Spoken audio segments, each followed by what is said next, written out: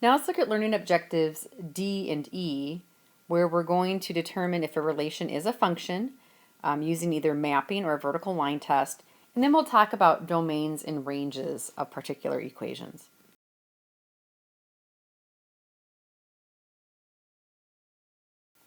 So let's first just look at a relation.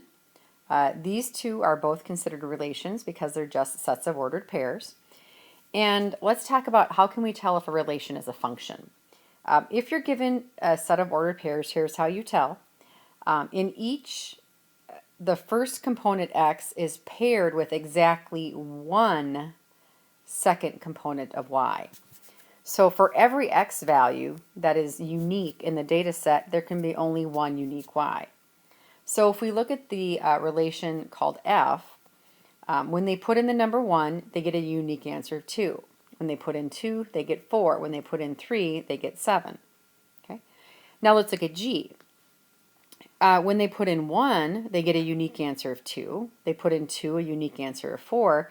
But they put 1 in again, did they get a unique answer of what should be 2? Because that's what we said back here. Here we said when you put in 1, you should get 2, but this time they put in 1 and they got 7. So based on this, letter F is the only one that meets the function requirements. Relation G does not. Now let's look over here at relation H. Let's talk about first, is relation H a function? So every time they put in 5, they get the answer 1. When they put in 6, they get the answer 3. But wait a second here, when they put in 7, they get the answer 1. So what you have to question yourself, is this right here a problem? Well, again, the definition says for every x, there's exactly only one unique y. Well, on here, the x's are 5, 6, 7, and 8.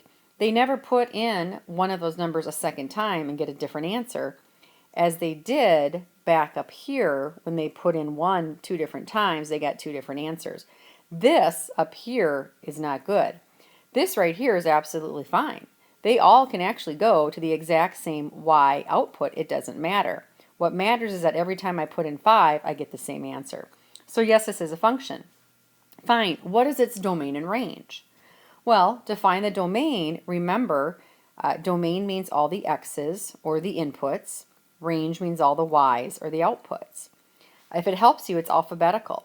D comes before R as X comes before Y. That's how I remember. To state the domain on ordered pairs, you're going to use a set notation, and you're going to put them in increasing order with no repeats. So the X values are 5, 6, 7, and 8. The ranges work the same way. I'm going to use set notation.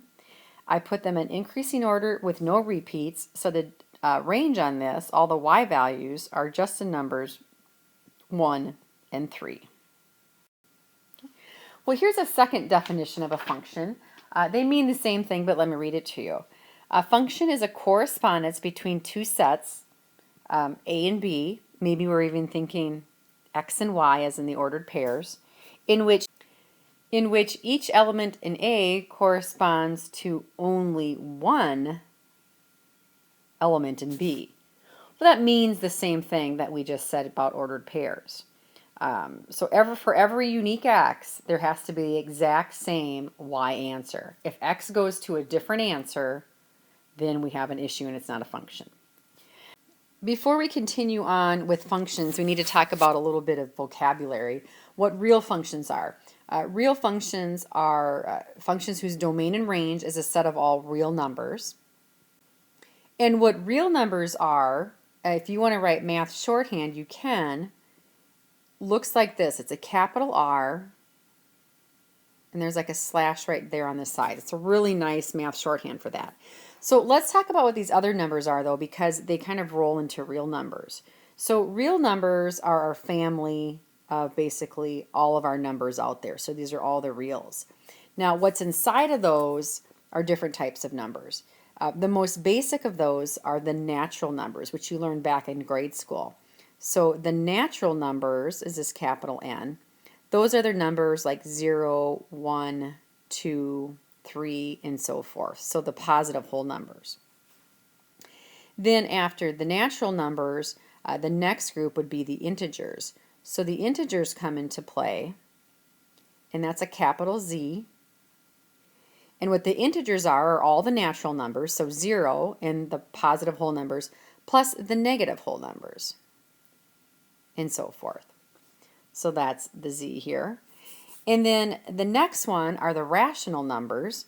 So the rational numbers are also then embedded in here. And they're going to use the letter Q for that. And the rational numbers include all the natural numbers. They include all the integers, but then they also include numbers such as fractions. So 1/4, 2/3, things that can be written as fractions. And then again, to cap it back off, all of those roll under kind of the umbrella of the real numbers. So the real numbers again are the natural counting numbers, the negative whole numbers, the fraction numbers, and the other unique thing those include would be like other real numbers would be pi or the square root of 2 or a decimal that has no repeating pattern to it, something of that nature. Now the other notation you might see in this book is a member or an element of, and here's what it is.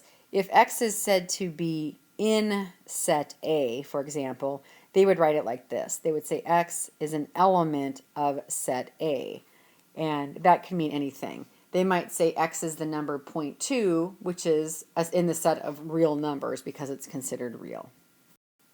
Okay, let's continue on with the functions again. So we talked about the definition of function. For every X, there's exactly one unique Y, but there's a visual way you can tell if you have a function. If you remember, it was called the vertical line test. And all you have to do is this, is you graph the function. In particular, if I graph this right here is going to be a parabola. If I put it on my graphing calculator, is going to look something like this shape here. And they're going to say, is this a function? Well, if it passes a vertical line test, meaning if I draw all the possible vertical lines anywhere on this graph, it can only cross in one spot. If it crosses any more than one spot, it will fail the vertical line test and will not be a function. This is fine. So is this one a function? Yes, it's a function. Okay. This graph right here, let's sketch that and see if it's a function. I will tell you if you put that in your graphing calculator, it's going to look something like that. Well, this one, if we do the vertical line test, you draw a vertical line here, here, here, here, wherever, it's going to pass every vertical line test. So here, yes, this is also a function. So let's go to the next step. If it's a function, state the domain and the range. Again, remember, domain means what can the x's be, range means what can the y's be.